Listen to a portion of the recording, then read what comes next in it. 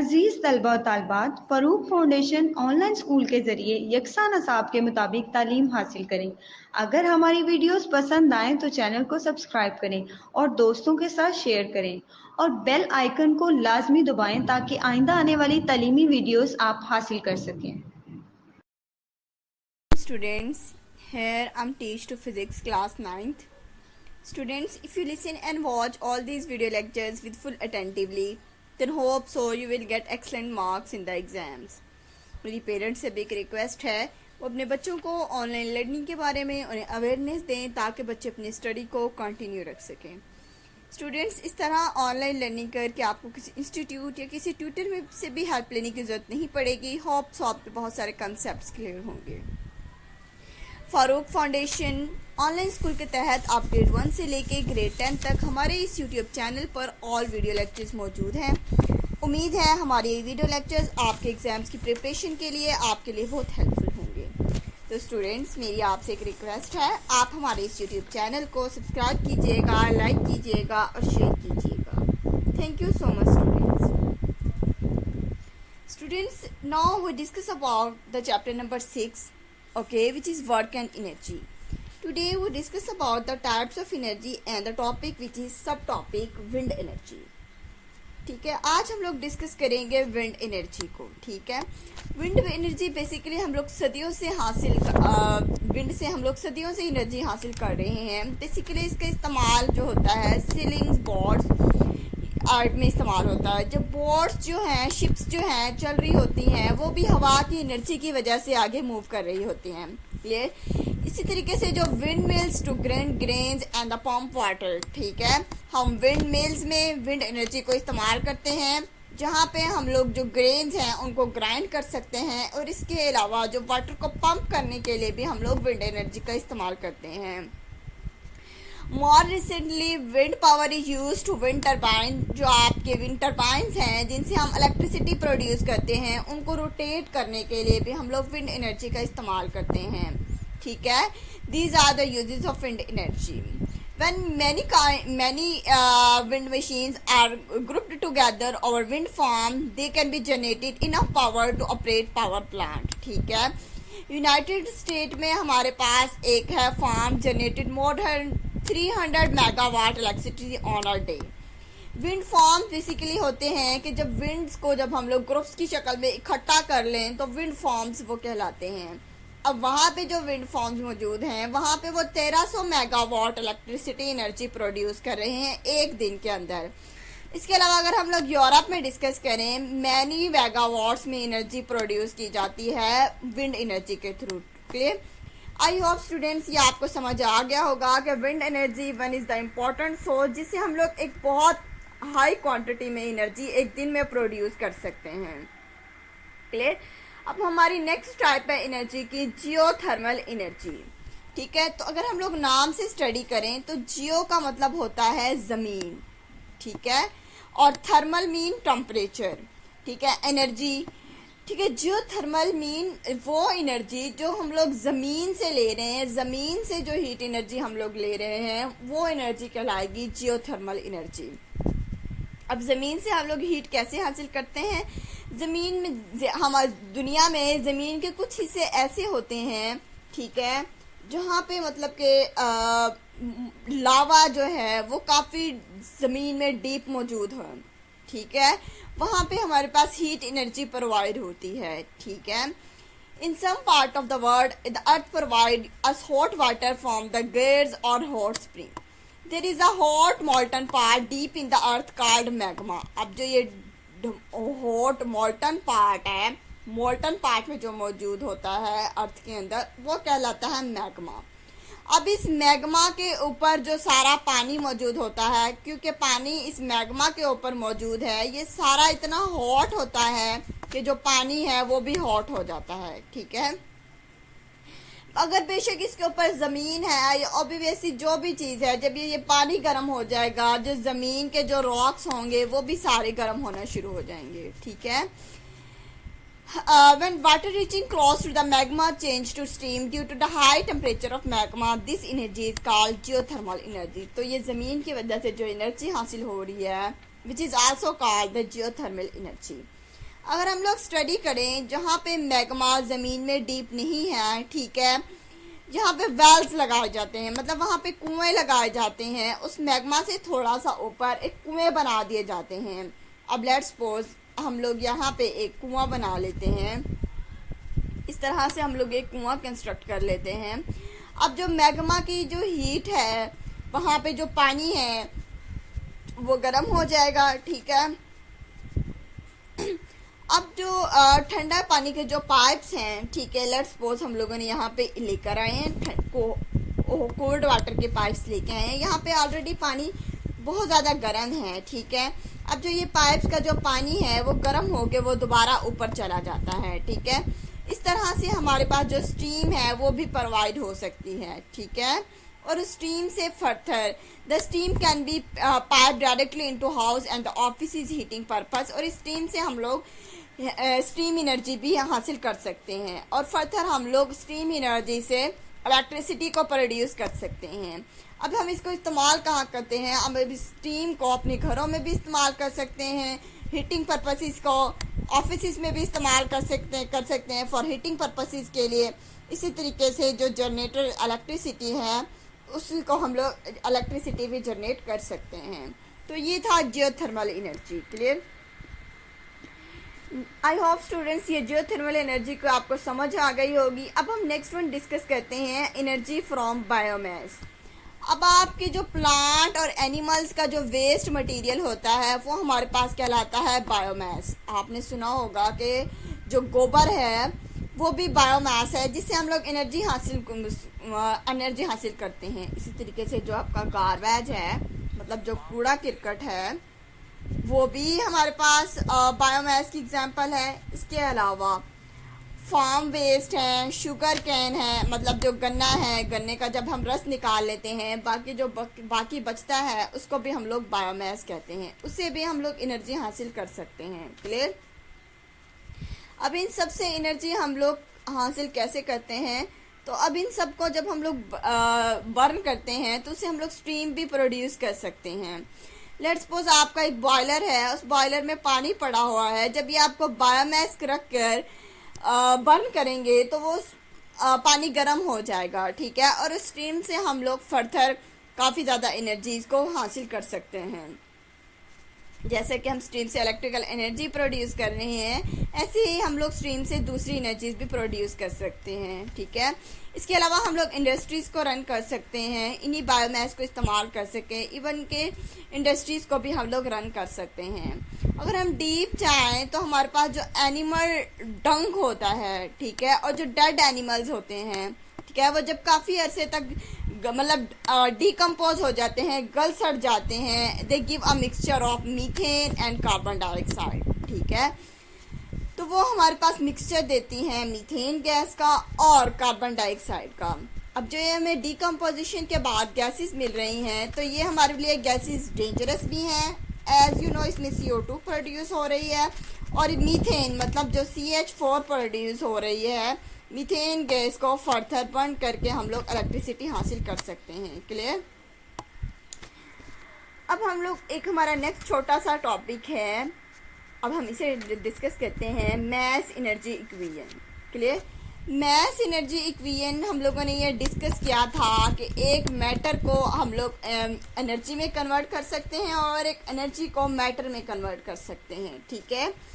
एक साइंटिस्ट था Einstein predict that the interconversion of matter and energy. आप किसी भी मैटर को एनर्जी में कन्वर्ट कर सकते हैं और एनर्जी को मैटर में कन्वर्ट कर सकते हैं। According to him a loss of mass a body, अगर एक बॉडी का मैस लॉस हो जाए तो उससे भी हमारे पास काफ़ी ज़्यादा एनर्जी हासिल हो सकती है। और ये हमारे पास न्यूक्लियर रिएक्शंस में ऐसा होता है। The relationship between the mass and the energy E gives the Einstein mass energy equation which is equal to the E is equal to mc square, ठीक है, जिसमें हमारे पास m हमारे पास है mass है और c हमारे पास है speed of light of the object which is 3 multiplied by 10 raised to 8 meter per second, ठीक है। The above equation show that a tremendous amount of energy can be obtained from small quantity of a matter, ठीक है। अगर हम लोग math को उसकी speed of light के साथ मल्टीप्लाई करें, स्पीड ऑफ लाइट के स्क्वायर के साथ मल्टीप्लाई करें तो हमारे पास एनर्जी हासिल हो जाती है। यह हमारे पास न्यूक्लियर रिएक्शंस में होता है ऐसा। It appeared that matter is highly concentrated from the energy. This process is getting energy from our nuclear power plant is based on the above equation. जितने भी न्यूक्लियर पावर प्लांट्स हैं, nuclear reactions हैं, उनमें हमारे पास ये equation इस्तेमाल होती है। ये प्रोसेस, ये फिनोमिना न्यूक्लियर रिएक्शंस और न्यूक्लियर रिएक्टर्स में होता है। क्लियर? जैसे कि आपने फिशन रिएक्शन पढ़ा था, ठीक है, यूरेनियम में फिशन रिएक्शन होता है, उसमें जितना मैस लॉस हो रहा होता है, उस मैस के लॉस होने की वजह से हम लोग लार्ज अमाउंट ऑफ मतलब मेगा इलेक्ट्रॉन वोल्ट में एनर्जी को वसूल करते हैं। ठीक है, this process is take place on the sun and the star of the last millions of the years. यहाँ पर भी जो लॉस हो रहा है, उस लॉस की वजह से हम लोग large amount of energy emit हो रही होती है। Only a very small fraction of the sun energy reaches to the earth. ठीक है, this is very small fraction of the sun energy is responsible of the life on the earth. तो ये हमारे पास small friction energy ज़मीन तक पहुंच रही है, जिस पे जो ज़िंदगी है वह का इन्हसार है। क्लियर? अब हम लोग नेक्स्ट टॉपिक डिस्कस करते हैं, इलेक्ट्रिसिटी फ्रॉम फॉसल फ्यूल्स। ठीक है, फॉसल फ्यूल जो हम लोगों ने डिस्कस किए थे, कोल, गैस, ठीक है, उनसे हम लोग किस तरह से इलेक्ट्रिसिटी हासिल कर सकते हैं। We are using electricity in house, office, school, buses, centre, factories, in farm. We have different form of different genetic electricity. Most of the electricity obtained by using fossil fuels such as the oil, gas and coal. Students, यहाँ पे हमारे पास एक ना boiler लगा होता है। ठीक है, बॉयलर एक ऐसा मटेरियल होता है, उसको बर्न करके हम लोग उस बॉयलर के अंदर जो पानी है उसको बॉयल कर सकें। ठीक है, अब जो हम उसके अंदर प्लेस कर रहे हैं, मे बी वो हमारे पास कोई न्यूक्लियर रिएक्टर हो, कुछ भी हो सकता है। अभी हम लोग फॉसिल फ्यूल को डिस्कस कर रहे हैं, तो फर्स्ट टाइम हम लोगों ने उसके अंदर एक कोल हम लोगों ने प्लेस कर दी है।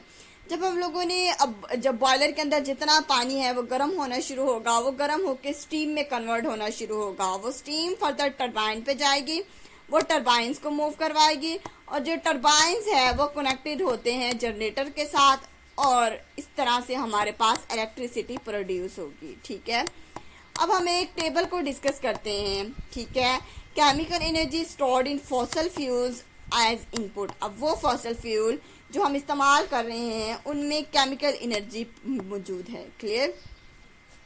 अब हम जब इन फॉसिल फ्यूल्स को हम जलाते हैं, बर्निंग प्रोसेस करते हैं, उनको जलाने से क्या होता है कि जो heat energy is used to produce high pressure of steam in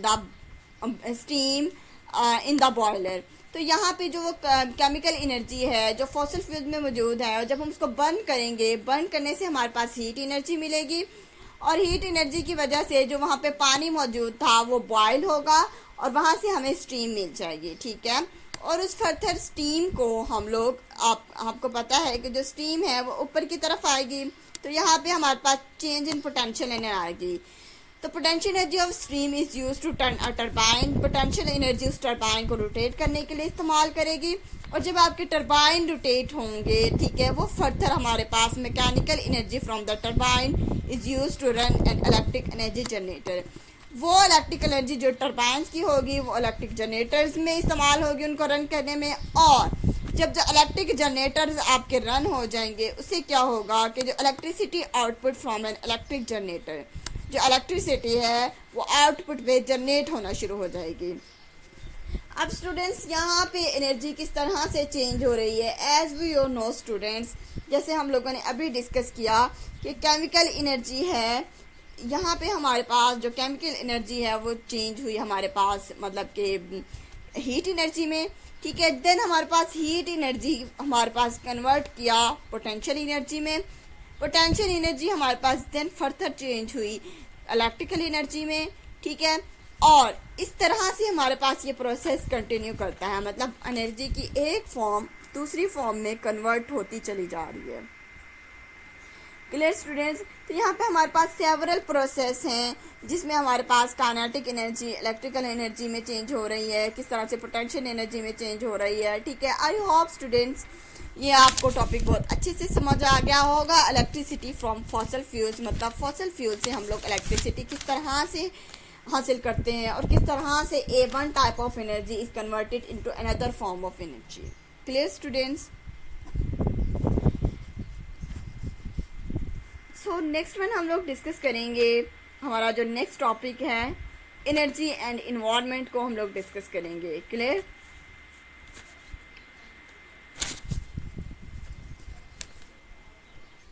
students, अब हम डिस्कस करेंगे energy and environment. Energy basically क्या है? जिसमें किसी काम करने की एबिलिटी हो, ability to do work is called energy. ठीक है, अब स्टूडेंट्स हमारा टॉपिक ये है कि एनर्जी का इन्वायरमेंट के साथ क्या लिंक है, क्या रिलेशनशिप है। ठीक है, हम लोगों ने प्रीवियस टॉपिक्स में एनर्जी के काफ़ी ज़्यादा सोर्सेज को डिस्कस किया था, जिसमें फॉसल फ्यूल्स थे, न्यूक्लियर एनर्जी थे, energy from sun, energy from wind and energy from biomass and energy from waters को इनके डिस्कस किए थे।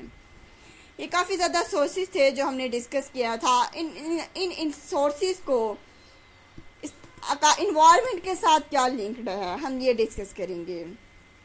अब बहुत से पावर प्लांट्स हैं जहाँ पे एनर्जी इस्तेमाल की जाती है, ठीक है, in the form of coal, oil and the gas.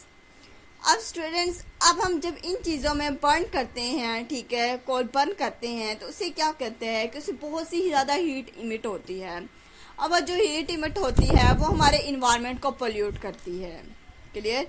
Environmental problem such as the pollution that consists of noise, air pollution and the water pollution may be arising from different sources of energy such as the fossil fuels and energy sources.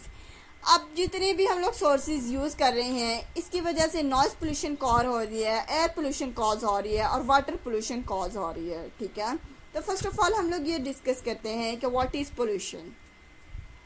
Pollution is the change in the quality of environment that can be harmful and unpleasant for living things is called pollution. Pollution वो है जो कि environment की एक ऐसा change आना जो कि living things के लिए harmful भी हो और unpleasant भी हो, उनके लिए नाखुशगवार भी हो, तो वो जो change है वो change कहलाता है pollution. Clear? A temperature rises in the environment that disturb life is called the thermal pollution. जैसे कि टेम्परेचर की वजह से जो पोल्यूशन होगी तो हम उसे कहेंगे थर्मल पोल्यूशन।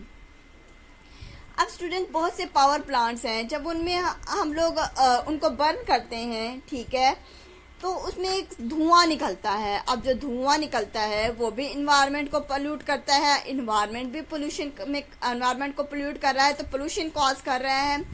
सिमिलरली जो व्हीकल्स हैं, ठीक है, अब जो व्हीकल्स रन होती हैं तो उसमें भी हमारे पास स्मॉग इमिट हो रहा होता है, ठीक है, तो वो भी हमारे इन्वायरमेंट को पोल्यूट कर रहा होता है। Air pollution are unwanted and the unharmful natural gases such as the volcanic eruption, forest fire and the dust storms and the pollution of the air. अब जो भट्टियाँ हैं वहाँ से भी स्मॉग निकलता है, ठीक है, वो भी हमारे इन्वायरमेंट में जाके फैल जाता है, तो उसकी वजह से भी जो धुआं है वो हमें बाद में नज़र नहीं आता और हमारे जो इन्वायरमेंट है उसको पोल्यूट करता है। ठीक है, similarly students, on the other hand the burning of fuel of solid waste in homes, automobiles and the factory release harmful amount of air pollution.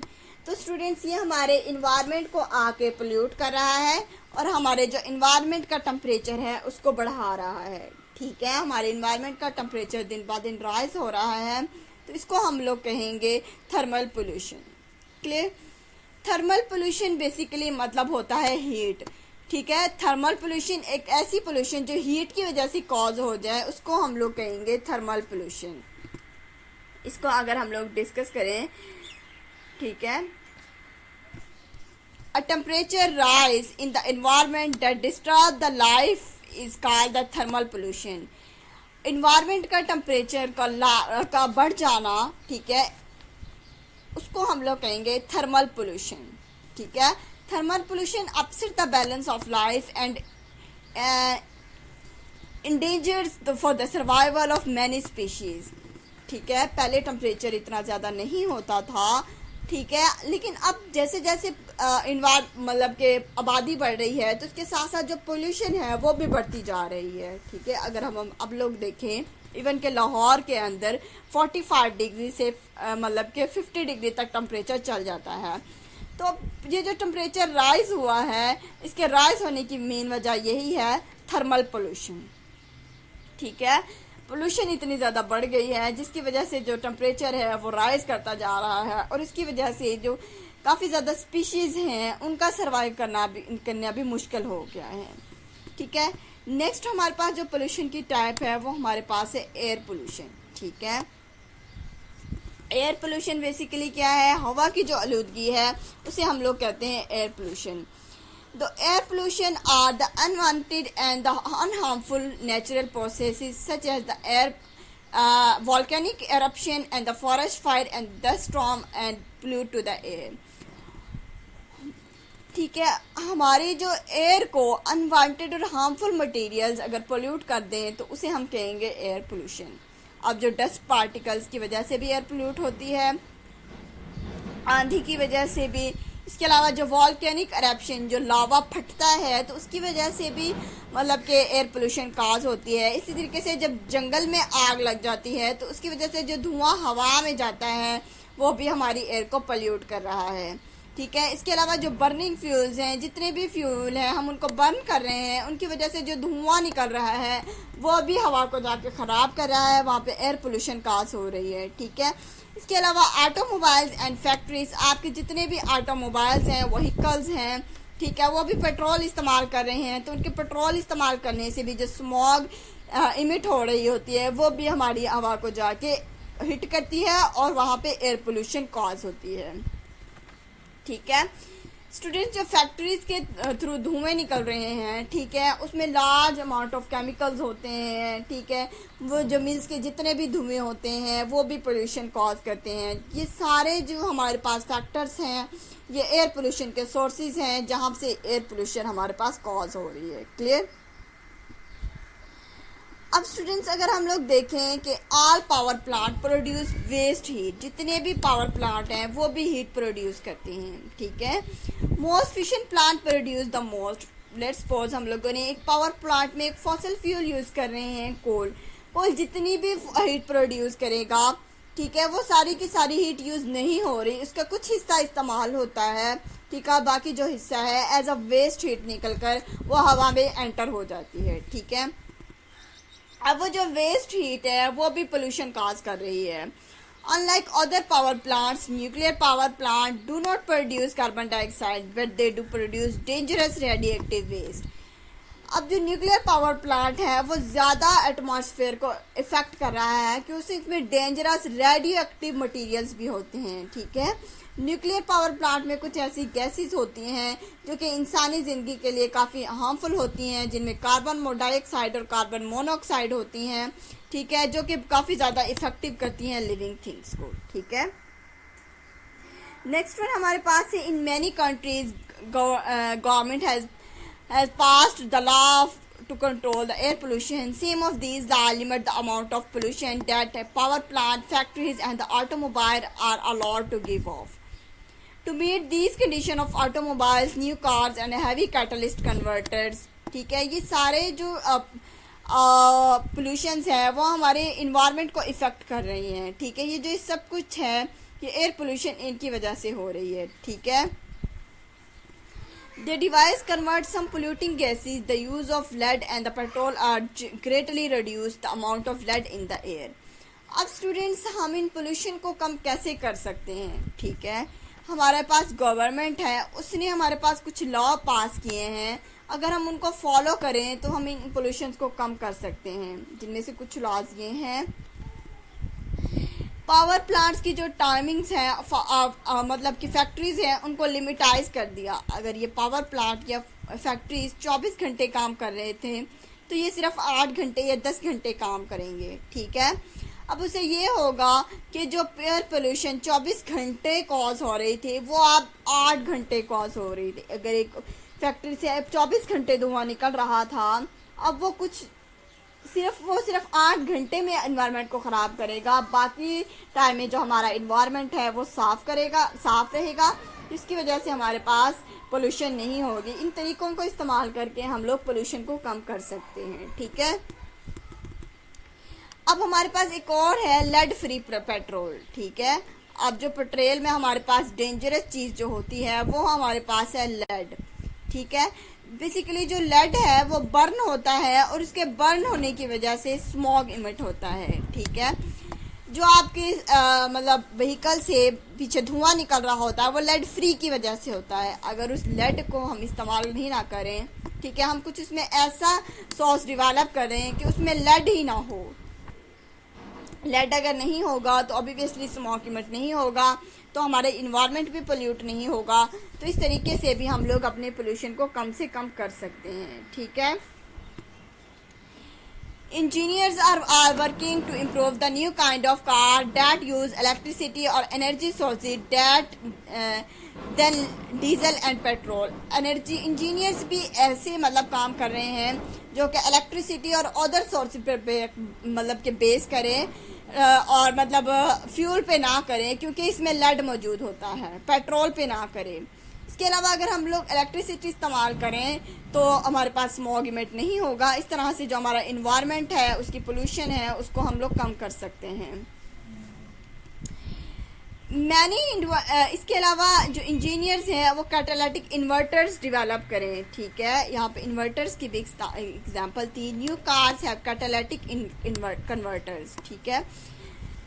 Catalytic converters क्या होते हैं कि वो ऑटोमेटिकली जो उसके अंदर मतलब धुआं है, उसके अंदर डस्ट पार्टिकल्स हैं, ठीक है, या उसके अंदर हार्मफुल गैसेस हैं जो पोल्यूट करती हैं इन्वायरमेंट को, वो उनको कन्वर्ट कर लेते हैं, ठीक है, उनको कन्वर्ट कर लेते हैं किसी और फॉर्म के अंदर, ठीक है। तो दैट्स वाई हमारा जो इन्वायरमेंट की पोल्यूशन है वो भी कम से कम हो सकती है। Clear students?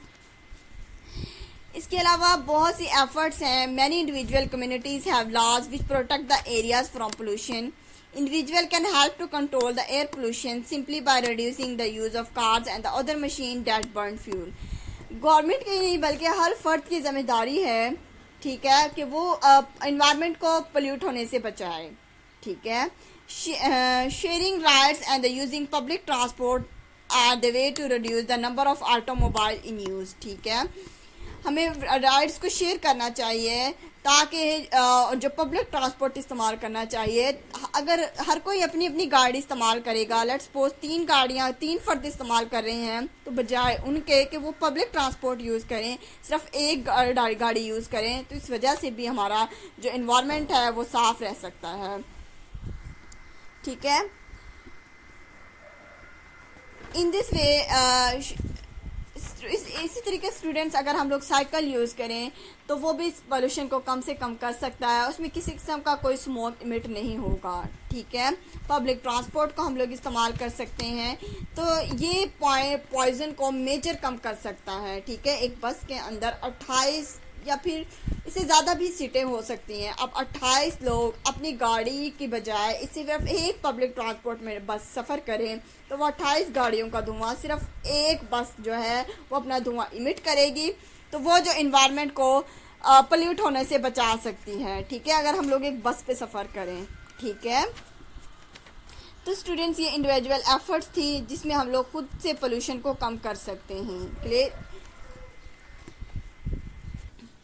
स्टूडेंट्स? अब हम डिस्कस करेंगे flow diagram of the energy converter. अभी हमने डिस्कस किया कि एनर्जी कन्वर्टर होता है वो एक फॉर्म की एनर्जी को दूसरी फॉर्म में कन्वर्ट करता है।